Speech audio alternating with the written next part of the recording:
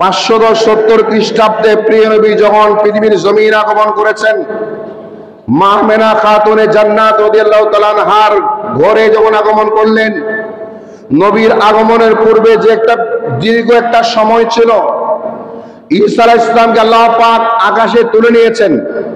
উনি এখনো জীবিত, তিনি মৃত্যুবরণ করেন। খ্রিস্টানরা বলে তিনি মৃত্যুবরণ করেছেন, তাকে মেরে ফেলা হয়েছে। আর আল্লাহর কোরআন ফয়সালা করেছেন না, ঈসা আলাইহিস সালাম এখনো মরে নেই, তিনি এখনো জীবিত। আমি আল্লাহ তাকে আসমানে আমানত রেখেছি, আবার দুনিয়াতে আসবে। জোরে বলুন সুবহানাল্লাহ। ঈসা আলাইহিস সালাম জীবিত, তিনি আসমান উঠানোর পরে মানুষ দীর্ঘ একটা সময় নবী রাসূল শূন্য, নবীর আগমন হয় নাই, কোন রাসূল আগমন হয় নাই। ওই যুগকে কিতাবের ভাষায় জামানুল ফাতরা বলা হয়, জামানুল ফাতরা অথবা আইয়ামুল ফাতরা বলা হয় কিতাবের ভাষায়। ফাতরা মানে খালি, খালিউম মিনাল আম্বিয়া ওয়ার রাসূল। ওটা এমন একটা যুগ যে যুগে কোনো নবী নাই, রাসূল নাই, কোন আল্লাহর পক্ষ থেকে কোনো হাদি হেদায়েতকারী আসে নাই, নবী রাসূল আগমন করে নাই। যার কারণে দীর্ঘ একটা সময় মানুষ শয়তানের সাথে থাকতে থাকতে পথভ্রষ্ট হতে হতে মানুষ মানবতা হারিয়ে ফেলেছে, মানুষ ইনসানিয়ত হারিয়ে ফেলেছে, মানুষ আল্লাহ ভুলে গিয়েছে। জুলুম, অন্যায়, নির্যাতন, পাপাচার, হাহাকার, মারামারি, হানাহানি, ঝগড়া, ফসাদ, খুনাখুনি, রাহাজানি, সুদ, হারাম, অন্যায়, অনাচারে এত বেশি লিপ্ত হয়েছিল, যার কারণে সেই যুগকে ইতিহাসের ভাষায় বলা হয় জাহিলি যুগ। বলেন কোন যুগ? জোরে বলে কোন যুগ? আল আইয়ামুল জাহেলিয়া, আইয়ামে জাহেলিয়া বলা হয় মূর্খতার যুগ। অথচ ওই মানুষগুলা কি মূর্খ ছিল? লেখাপড়া ছিল না? আপনি বিপরীত মুখী দেখলে তারা কিন্তু সাহিত্য বিশারদ ছিল, আরবি সাহিত্য নিয়ে তারা ভালো পাণ্ডিত্য অর্জন করেছিল, লেখাপড়া ছিল, জ্ঞান অর্জন করেছিল, ভাষা বুঝতো, দক্ষতা ছিল, সাহিত্য বুঝতো, কবিতা লিখতো সুন্দর সুন্দর। তাহলে কি তারা লেখাপড়ায় মূর্খ ছিল? কথা বলেন। লেখাপড়ায় মূর্খ ছিল না, চরিত্রে মূর্খ ছিল, আচরণে মূর্খ ছিল, নৈতিকতায় মূর্খ ছিল। নৈতিকতা নাই, সামাজিকতা নাই, মানবতা নাই, জুলুম, নির্যাতন তাদের মধ্যে এত বেশি লিপ্ত হয়ে গিয়েছিল, যার কারণে ইতিহাস কিয়ামত পর্যন্ত তাদেরকে মূর্খতার যুগ বলেছে, জাহেলি যুগ হিসেবে তাদেরকে চিহ্নিত করেছে। এবং সেই যুগের মানুষরা, ফেরেশতারা, পশু পাখি, মাছ, সাগরের মাছ, পশু পাখি, বনের সিংহ, বনের হিংস্র জানোয়ার সবাই হাহাকার করেছিল, আল্লাহ রে একজন ত্রাণকর্তা পাঠিয়ে দাও। সুবহানাল্লাহ। আল্লাহর দরবারে সবাই আগমন করেছিল, ফরিয়াদ করেছিল, মোনাজাত করেছিল, ইয়া আল্লাহ আমরা এই জুলুম থেকে, নির্যাতন থেকে মুক্তি পেতে চাই, একজন ত্রাণকর্তা পাঠিয়ে দাও, একজন মুক্তিদাতা পাঠিয়ে দাও। আল্লাহ আমাদের মানবতা আমরা হারিয়ে ফেলেছি, আমাদের সমাজে অন্যায় অনাচার শুরু হয়েছে, সুদের কারবার ছিল, অন্যায় ছিল, পাপাচার ছিল, মানুষ খুন করা তো সামান্য একটা ব্যাপার ছিল, মানুষকে মেরে ফেলা, মানুষ খুন করা তুচ্ছ তাচ্ছিল্য একটা ছোট্ট একটা ব্যাপার ছিল। মানুষের কোনো সম্মান ছিল না, মানুষের কোনো মর্যাদা ছিল না, একজন অপরজনের মধ্যে কোনো মায়া, মমতা, ভালোবাসা ছিল না, মানবতা ছিল না, ইনসানিয়ত ছিল না। সকল প্রাণী, মানব জাতি, প্রাণী জগৎ, ফেরেশতাকুল আল্লাহর দরবারে মুনাজাত করেছিল, আল্লাহ একজন ত্রাণকর্তা আমাদের জন্য পাঠিয়ে দাও, একজন মুক্তিদাতা পাঠিয়ে দাও, যার কারণে আমরা এই অন্যায় অনাচার থেকে মুক্তি পেয়ে যাব, জুলুম থেকে মুক্তি পেয়ে যাব, আমরা জাহেলি থেকে, জাহেলি যুগ থেকে ফিরে আসতে পারবো, তোমার পরিচয় পাবো, তুমি আল্লাহকে পাবো। মূর্তিপূজায় তারা সব সময় সর্বদা ছিল, অন্যায় অনাচারের মধ্যে লিপ্ত ছিল, তাদের মধ্যে কোনো মা বাবার সম্মান ছিল না, ভাইয়ের সম্মান ছিল না, মুরব্বীর সম্মান ছিল না, কোনো প্রকারের মান-ইজ্জত সম্মান কারো কাছে ছিল না। এই জন্য সবাই ফরিয়াদ করেছিল একজন ত্রাণকর্তার আগমনে। আমার আল্লাহ সেই ত্রাণকর্তা পাঠিয়েছেন হায়াতুন নবী মুহাম্মদ রাসূলুল্লাহ সাল্লাল্লাহু আলাইহি ওয়াসাল্লামকে গোটা বিশ্বের মানবতার ত্রাণকর্তা হিসেবে পাঠিয়েছেন। সুবহানাল্লাহ। আল্লাহর নবী শুধু মক্কার জন্য নয়, শুধু মদিনার জন্য নয়, যদি এবার জন্মটা মক্কায় হয়েছে, যদি মা আগমন মক্কা শরীফ হয়েছে, কিন্তু নবীর জন্ম, নবীর শুভাগমন মক্কাবাসীর জন্য খাস করে নয়, মদিনাবাসীর জন্য খাস করে নয়। নবীর সেই জন্ম তামাম বিশ্ববাসীর জন্য, মানবতার জন্য, জিন জাতির জন্য, ফেরেশতা কুলের জন্য, আরশের জন্য, কুরসির জন্য, লৌহের জন্য, জান্নাতের জন্য, জাহান্নামের জন্য, পিঁপড়ার জন্য, হাতির জন্য, পশু পাখির জন্য, মাছের জন্য, সাগরের জন্য, খাল বিল নদী নালা তামাম সৃষ্টি জগতের জন্য আল্লাহর নবীর শুভাগমন হয়েছে। আমার আল্লাহ বলছেন, বান্দা আমি আমার বন্ধুকে তোমাদের নিকট পাঠিয়ে দিলাম দয়ার সাগর বানিয়ে, মায়ার সাগর বানিয়ে, দয়াবান ব্যক্তি বানিয়ে। জোরে বলুন সুবহান, আরো জোরে বলেন সুবহানাল্লাহ। সেই জাহেলি যুগে তাদের চরিত্র কেমন ছিল, তাদের আকীদা কেমন ছিল, তাদের কয়েকটা নিকৃষ্টতম আকীদা ছিল। এক নম্বর হচ্ছে তারা পরকালে বিশ্বাস করতো না, পরকাল মানতো না, কবর মানতো না, হাসর মানতো না, জান্নাত জাহান্নাম বিশ্বাস করতো না। এরা বলতো আমি প্রাকৃতিক ভাবে জন্ম হয়েছি, আবার আমার মৃত্যু হলে হাড্ডি হয়ে যাব, আমি ধ্বংস হয়ে যাব, বিচার কে করবে, হিসাব কে নিবে? আমি তো মারাই গেলাম, আমার থেকে বিচার কেমনে নেবে, হিসাব কেমনে করে? আমি তো মরা, আমি তো মারা গিয়েছি, কেমনে আমার থেকে হিসাব নিবে? যেটা বলুন নাউযুবিল্লাহ। আর সূরা ইয়াসিনে আল্লাহ বলে দিয়েছেন, কুল ইউহীহাল্লাযী আনশাহা আউয়ালা মাররা ওয়া হুয়া বিকুল্লি খালকিন আলীম। ইয়া রাসূলুল্লাহ, আপনি তাদেরকে বলে দেন, যে আল্লাহ তোমাকে প্রথমবার সৃষ্টি করতে পেরেছেন, যে প্রথমবারে কোনো নমুনা ছিল না, কোনো প্ল্যান ছিল না, কোন আর্কিটেকচার ছিল না, প্রথমবার যিনি সৃষ্টি করতে পেরেছেন তোমাকে, একই ব্যক্তিকে তিনি আল্লাহ দ্বিতীয়বার সৃষ্টি করতে পারেন। আল্লাহু আকবার। প্রথমবার অঙ্কন করা কঠিন, ঠিক না? আপনি মনে করেন এই মসজিদটা আর্ট করবেন, প্রথমবার আপনার যেভাবে কষ্ট হবে, এরপরে মুছে ফেললেন, দ্বিতীয়বার কি কষ্ট প্রথমবারের মতো হবে না, কম হবে? কেন? যেহেতু প্রথমবার আর্ট করতে আপনার একটা আইডিয়া হয়ে গেছে, সেকেন্ড বার আপনার তত কষ্ট হবে না যত কষ্ট প্রথমবার হয়েছে। একটু বুঝার জন্য বললাম। আর আল্লাহ বলছেন, আমি আল্লাহ প্রথমবার তোমাকে বানিয়েছিলাম, তোমার মাথার কোনো চিত্র ছিল না, চোখের কোনো আর্ট ছিল না, কান কিভাবে হবে, নাক কিভাবে হবে, শরীর কিভাবে হবে, কোনো আর্ট ছিল না। যিনি আল্লাহ প্রথমবার সৃষ্টি করতে পারে, তোমাকে আবার জীবিত করে জান্নাত এবং জাহান্নাম দিতে পারে, এই জন্য পরকালকে বিশ্বাস করতে হয়। জোরে বলুন সুবহান। আর আমার প্রিয় নবী আগমন করে এদের পরকালের বিশ্বাস যেটা ছিল না, মানুষের অন্তরে পরকালের বিশ্বাস তিনি প্রবেশ করতে সক্ষম হয়েছেন। এই জন্য হাজার কোটি কোটি মানুষ এখন বিধর্মী থেকে মুসলমান হচ্ছে। আল্লাহু আকবার। আপনি আমেরিকা তালাশ করেন, কানাডা, ইউরোপ তালাশ করেন, ইতিহাস চর্চা করেন, দেখবেন যেই হারে মানুষ মুসলমান হচ্ছে, ওই হারে মুসলমান থেকে কিন্তু বের হচ্ছে। যেই হারে মানুষ কলমা পড়তেছে, ওই হারে কি মুসলমান থেকে বিধর্মী হচ্ছে? না। ওই হারে মুসলমান থেকে অমুসলিম হচ্ছে না। আপনি বিশ্বের বড় বড় যে সমস্ত ক্ষমতাধর রাষ্ট্রগুলা দেখেন, দিনের দিন ওখানে মসজিদ বাড়তেছে। আল্লাহু আকবার। ওখানে আজান বেড়ে যাচ্ছে, মসজিদ বাড়ে, নামাজি বাড়ে, আল্লাহ ওয়ালা বাড়ে। আপনি শুধু বাংলাদেশ থেকে এশিয়া নয়, ইউরোপ, আফ্রিকা থেকে শুরু করেন, ওই আফ্রিকা তালাশ করেন, দেখবেন যেখানে একেবারে গরিব, অসহায় মানুষের গেলে টাকা নাই, পয়সা নাই, এরাও কিন্তু ছোট্ট একটা করে নামাজের জন্য তারা ব্যবস্থা করেন। সুবহানাল্লাহ। আর জোরে বলে সুবহানাল্লাহ। কিয়ামত পর্যন্ত ইসলাম কায়েম থাকবে। এই ইসলামকে কেউ যত নির্যাতন করুক, যত অত্যাচার করুক, ফিলিস্তিনকে মারতে মারতে তারা ধুলাই মিশিয়ে দিচ্ছে, এরপরে ফিলিস্তিনের মুসলমানরা পরাজিত হয়? এরা পরাভূত হবে না, পরাজিত হবে না, কারণ ইসলামের একটা ধর্ম। এই নির্যাতন কষ্ট স্বীকার করেছেন, তারা জান্নাতে হবেন, সৃষ্টির শ্রেষ্ঠতম নিয়ামত পাবেন, কিন্তু ইসলাম কখনো পরাজিত হবে না, মুসলমান কখনো পরাজিত হয় না। জোরে বলুন সুবহান। এদের অন্যতম আরেকটা বদ আকীদা ছিল, সেটা হচ্ছে মূর্তি পূজা করা। কি পূজা করা?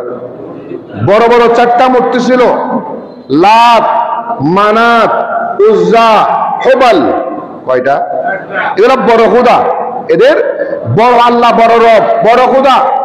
ওই মূর্তি পূজা তারা শুধু পূজা করতো তা নয়, ওই মূর্তির নামে তারা মানত করত। কোথাও সফরে বের হলে মূর্তির কাছ থেকে অনুমতি নিত, বিপদে বললে সাহায্য চাইতো, বিপদে বললে সাহায্য চাইতো, এবং অসুস্থ হলে সেবার জন্য বলতো কাকে? মূর্তিকে। যখন ইব্রাহিম আলাইহিস সালাম মূর্তিকে ভেঙ্গে কোটারটা বড় মূর্তির খাতে ধরাই দিল, বাকি সবাই এসে যখন বলতেছে এই কাজটা কে করলো, ইব্রাহিম করেছে নিশ্চয়ই, তখন ইব্রাহিম আলাইহিস সালাম বলে যে আমাকে কেন সন্দেহ করতেছো? তোমাদের যে খোদার হাতে কোড়াল, ওই খোদাকে জিজ্ঞেস করো কে ভাঙছে। তখন তারাই বলতেছে ইব্রাহিম তুমি এগুলা কি বলো, আমাদের খোদা কি কথা বলতে পারে? চিন্তা করেন, যাদের রব কথা বলতে পারে না, যাদের খোদা কথা বলতে পারে, সে আবার খোদা হয় কেমনে? তখন ইব্রাহিম আলাইহিস সালাম বলেছিলেন যেটা কথা বলতে পারে না, কাউকে সাহায্য করতে পারে না, নিজে মার খেয়ে ধ্বংস হয়ে যায়, নিজেকে মারতেছে তিনি বাধা দিতে পারে না, কুকুর এসে পেশাব করলে কুকুরকে দাওয়া করতে পারে না, এটা কখনো কারো রব হতে পারে না, প্রভু হতে পারে না। প্রভু একমাত্র লা ইলাহা ইল্লাল্লাহ। জোরে বলুন সুবহানাল্লাহ। ওই মূর্তি পূজায় তারা লিপ্ত ছিল, মূর্তিকে তারা বড় রব মনে করত।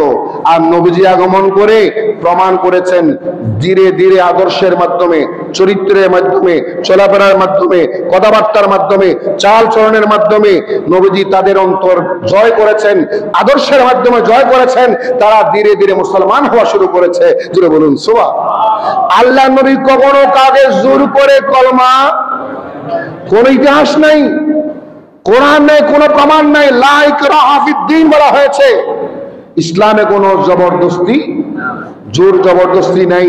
ইসলাম যারা গ্রহণ করেছে স্বেচ্ছায়, সানন্দে, মহব্বত করে, বুঝে শুনে গ্রহণ করেছে। জোরে বলুন সুবহানাল্লাহ। তাদের বদাকিদার মধ্যে আরো অন্যতম বদাকিদার ছিল কি জানেন? সুদী কারবার। কি কারবার? সুদ প্রথা। ওই সুদ প্রথায় লিপ্ত হতে হতে তারা এমন হয়েছিল, চক্রবৃদ্ধি হারে সুদ বাড়তে বাড়তে মানুষ তাদের জায়গা জমিন বাড়ি ঘর হারাতে হারাতে এক পর্যায়ে তাদের করে ছেলে সন্তান স্ত্রী পুত্র হারিয়ে ফেলত। নাউজুবিল্লাহ বলেন।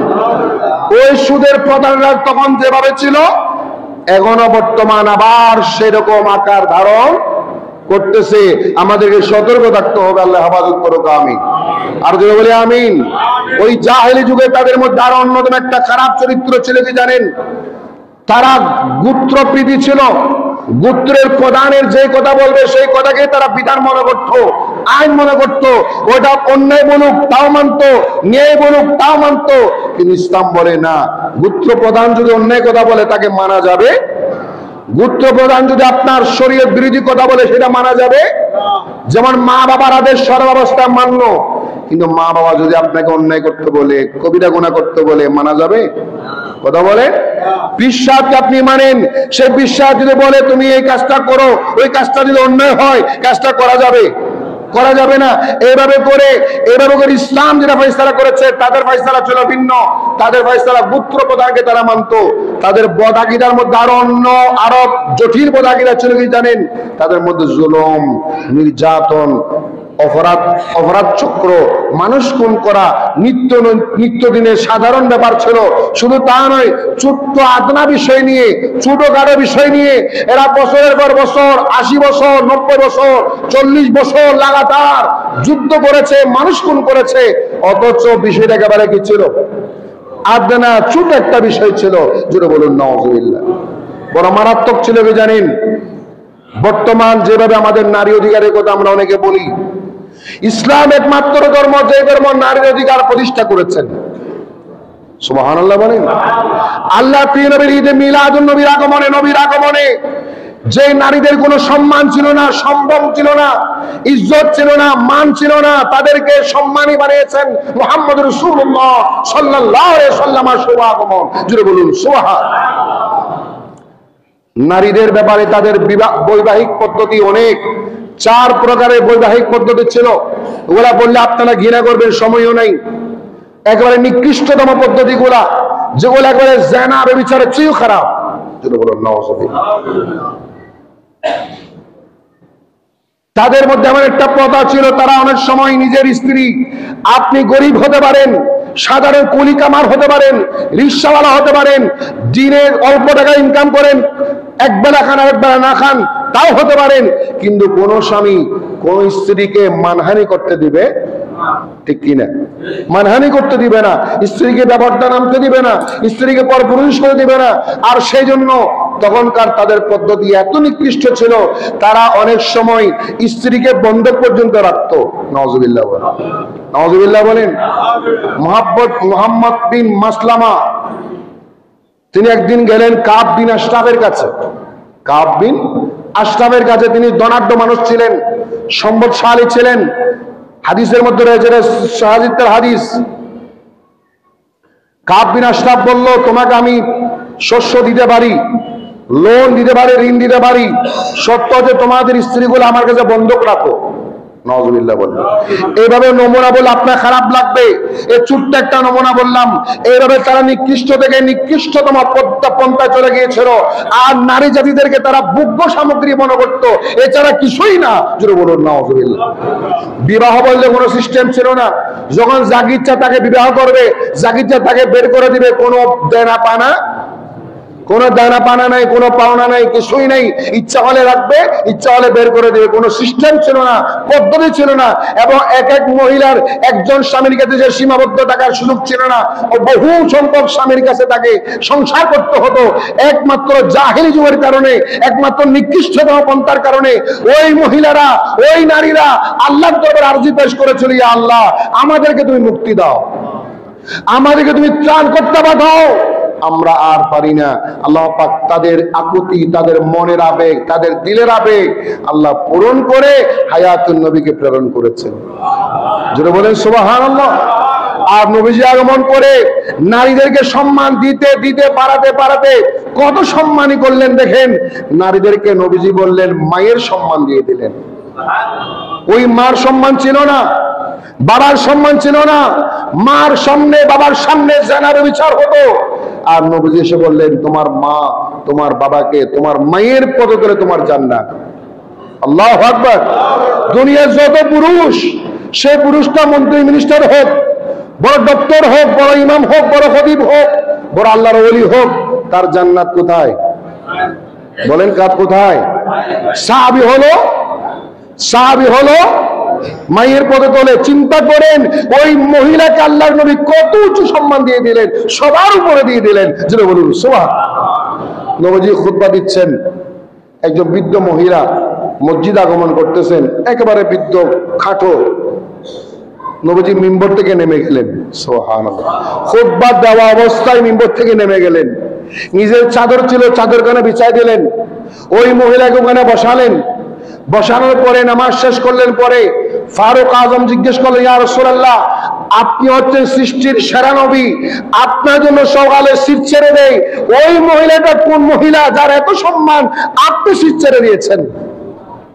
তখন নবীজি বলেছিলেন, ওমর ফারুক, আমার সাহাবীরা, তিনি আমার দুধমা, আমাকে দুধ পান করিয়েছেন, মা হালিমাতুস সাদিয়া রাদিয়াল্লাহু তাআলা আনহা। আল্লাহু আকবার।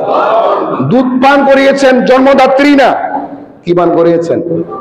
দুধ পান করিয়েছেন। ওই মাকে কেমন সম্মান করতে হয় নবীজি প্র্যাকটিক্যালি দেখিয়ে দিয়েছেন। মহিলার সম্মান কেমন, নারী জাতির সম্মান কেমন, জোরে বলুন সুবহানাল্লাহ।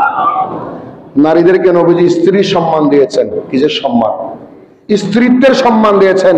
স্ত্রী বলা হচ্ছে, ওই স্বামীকে বলা হয়েছে তোমার স্ত্রীর হক তোমার উপর আদায় করা ওয়াজিব। আল্লাহু আকবার। স্ত্রীর খাদ্য, বস্ত্র, বাসস্থান, টাকা, খাওয়া, কাপড় চোপড় সব জিম্মাদারি কার উপর? জোরে বলেন, স্বামীর উপর। কিন্তু জাহেলি যুগে সেটা ছিল না। স্বামীকে জিম্মাদারি দেওয়া হলো, দেনমোহরে মালিক বানিয়ে দিয়েছেন স্ত্রীকে। সুবহানাল্লাহ। কিসের মালিক? দেনমোহরে মালিকানা বানিয়ে দিয়েছেন। শুধু তা নয়, সেই নারীদেরকে সম্মান দিয়েছেন কেমন দেখেন। নারীরা বাবার কাছ থেকেও সম্পত্তি পায়, আবার স্বামীর কাছ থেকেও, সুবহানাল্লাহ বলেন, পিতৃপৈতৃক ভাবেও পাচ্ছেন, আবার স্বামীর কাছ থেকেও পাচ্ছেন। এই জন্য অনেকে বলে ইসলাম দ্বিমুখী আচরণ করেছে, যে বাবার সম্পত্তি, মার সম্পত্তি ছেলেরা দ্বিগুণ পাই, মেয়েরা একগুণ পাই। ইসলাম এখানে অন্যায় করেছে। ইসলাম অন্যায় করে নাই। যেহেতু সেই স্ত্রীটা বাবার কাছ থেকে অর্ধেক পেল, ওদিকে স্বামীর কাছ থেকেও পেল, তার একটা শতভাগী হয়ে গেল, পরিপূর্ণ হয়ে গেল। আর যে ছেলেটা, ওই ছেলেটা বাবার কাছ থেকে পেয়েছে, শ্বশুরের কাছ থেকে পাবে না। পাবে? শ্বশুরের কাছ থেকে পাবে না, শ্বশুরের কাছ থেকে ওনার মেয়ে পাবে, স্বামী পাবে না, মেয়ের জামাতা পাবে না। এই জন্য নবীজি বলেছেন ইসলাম একমাত্র মানুষের হক মানবাধিকার প্রতিষ্ঠাকারী হচ্ছে ইসলাম।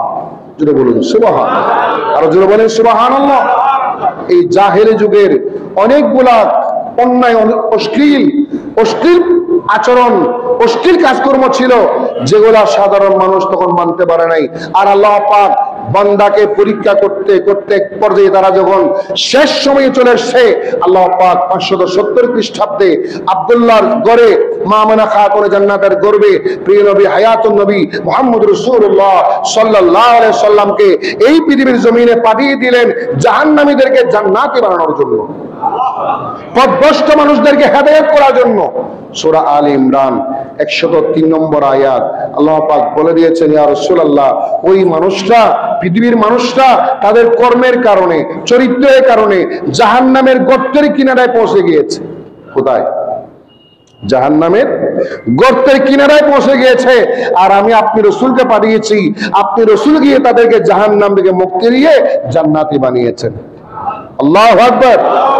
আল্লাহ পাক বলেছেন, ওয়া কুনতুম আলা শাফা হুফরাতিন মিনান নার ফাআনকাযাকুম মিনহা। ইয়া রাসূলুল্লাহ, তারা তো জাহান্নামের গর্তের কিনারায় পৌঁছে গিয়েছিল, ফাআনকাযাকুম মিনহা, আপনি তাদেরকে ওখান থেকে মুক্তি দিয়েছেন, নাজাত দান করেছেন। আপনাকে আমি পাঠিয়েছি ওই জাহান্নামীদেরকে জান্নাতি বানানোর জন্য। জোরে বলুন সুবহানাল্লাহ। নবীর আগমন কেন? নবীর আগমন হচ্ছে আল্লাহর পরিচয় দেওয়ার জন্য, আল্লাহর ঠিকানা বলার জন্য, আল্লাহর পরিচিতি মানুষের অন্তরে অন্তরে দেওয়ার জন্য। এক আল্লাহ ছাড়া কোনো মাবুদ, আল্লাহর কোনো শরীক, ওয়াবুদুল্লাহ ওয়ালা তুশরিকু বিহি শাইয়া। ইবাদত হবে কার জন্য? বندگی হবে কার জন্য? আমরা দোয়া, মুনাজাত, ফরিয়াদ সবকিছু কার কাছে? আল্লাহর কাছে। মাথা নত করে, সিজদা করে আল্লাহর কাছে আমরা হাত পেতে দিই। ওই আল্লাহর পরিচয় মানুষের অন্তরে অন্তরে যিনি প্রবেশ করেছেন উনি হচ্ছেন মুহাম্মদুর রাসূলুল্লাহ সাল্লাল্লাহু আলাইহি ওয়াসাল্লাম। জোরে বলুন সুবহানাল্লাহ। এইজন্য প্রিয় নবী হায়াতুন নবী রাসূল পাক সাল্লাল্লাহু আলাইহি ওয়াসাল্লামের শুভাগমনের মাস রবিউল আউয়াল মাস। এই রবিউল আউয়াল মাস অত্যন্ত গুরুত্বপূর্ণ মাস। নবীজির শুভাগমন হয়েছে এবং নবীজির শুভাগমনে সমস্ত ঈমানদার মুমিনের অন্তরে আনন্দ, উৎসাহ, উদ্দীপনা। তবে সেই আনন্দ, উৎসাহ, উদ্দীপনা হবে কোরআন, সুন্নাহ, ইজমা, কিয়াস ভিত্তিতে। শরীয়ত বহির্ভূত কাজ দিয়ে, বলেন শরীয়ত বহির্ভূত কাজ দিয়ে, শরীয়ত বিরোধী কাজ দিয়ে কোনো আনন্দ নেই, শরীয়ত বিরোধী কাজ দিয়ে কোনো ইবাদত নাই। আপনি যেটাই করেন, যাই করেন, কোরআন, সুন্নাহ, ইজমা, কিয়াস ভিত্তিতে ইনশাআল্লাহ আমরা আমল করব। আল্লাহ পাক প্রিয় নবীর শুভাগমনকে আমরা স্বাগত জানাই। নবীজি তার মানে আজকে আগমন করেছেন, এখন আগমন করবে এমন না। আমরা নবীর শুভাগমন কথা বলি, নবীজির শুভাগমন করেছে 570 খ্রিস্টাব্দে। ওই 570 খ্রিস্টাব্দের শুভাগমনটা প্রতি বছর, প্রতি মাসে, প্রতি ক্ষণে ক্ষণে ঈমানদারের অন্তরে রূহানি শক্তি জাগরণ করে। আল্লাহু আকবার। রূহানি শক্তি জাগরণ করে। যেমন আপনি এই কোরআন কারণে নাজিল হয়েছে কয়বার? আর কোরআনকে আমরা একবার পড়ি, কথা বলেন। কোরআন নাজিল হয়েছে কয়বার? একবার। পড়ি কিন্তু বারবার। নামাজ নাজিল হয়, ফরজ হয়েছে কয়বার? আর পড়ি কিন্তু বারবার। হজ ফরজ হয়েছে কয়বার? একবার। তখন একবার হয়েছিল। আর আজীবন হজ আছে, আজীবন রোজা আছে, আজীবন যাকাত আছে, আজীবন কোরআন আছে, যেভাবে আজীবন সব আছে। আজীবন যেই নবীর মাধ্যমে সব পেয়েছেন ওই নবীর মিলাদুন নবীও আছে। জোরে বলুন সুবহানাল্লাহ। আল্লাহ পাক আমাদেরকে বোঝার তৌফিক দান করুক, আমিন। আর জোরে বলি আমিন। ঈদে মিলাদুন নবী সাল্লাল্লাহু আলাইহি ওয়াসাল্লাম ঈমানদারের ঈমানি সম্পদ। এই সম্পদ আমরা আপন আপন অবস্থানে কোনো দ্বন্দ্ব, ফসাদ, ঝগড়া ফসাদ নয়, মারামারি, হানাহানি নয়, অন্যায় অনাচার নয়, কারো উপর জোর জবরদস্তি করার দরকার। আপনার কারো যদি মন না চাই, আপনাকে কেউ জোর করার দরকার নাই।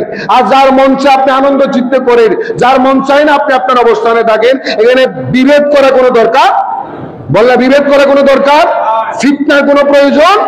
যখন আমরা মুসলমানরা যদি এটা বুঝতাম ইসলামে ফিতনার কোনো সুযোগ নেই, কতলের চেয়ে ফিতনা মারাত্মক, তাহলে আমরা এই সমস্ত বিষয়গুলো নিয়ে দ্বন্দ্ব করতাম এখন থেকে আমরা এগুলো নিয়ে এত দ্বন্দ্ব করি, এত ফিতনায় জড়িয়ে যাই, একজন অপরজনের সাথে মারামারি, হানাহানি, দাঙ্গা হাঙ্গামা হয়ে যায়। আল্লাহ আমাদের হেফাজত করুক। একটা কথা মনে রাখবেন, ফরজ, ওয়াজিব, সুন্নত, মুস্তাহাব, নফল কোনো কিছু নিয়ে আমাদেরকে ইসলাম কোনোদিন বলে নাই ঝগড়া করো। ইসলাম বলেছে কেউ না বুঝলে তাকে বুঝিয়ে দাও, বোঝানোর চেষ্টা করো। বোঝানোর পরেও যদি না বুঝে, আল্লাহর কাছে বলো, আল্লাহ তারে তুমি কি দাও? হেদায়েত দান করা। বাস, আপনার দায়িত্ব শেষ। এরপর আপনি জোর করে তাকে মুরিদ করাবেন, এটার কোনো দরকার নাই। আল্লাহ পাক আমাদের কবুল করুক, আমিন।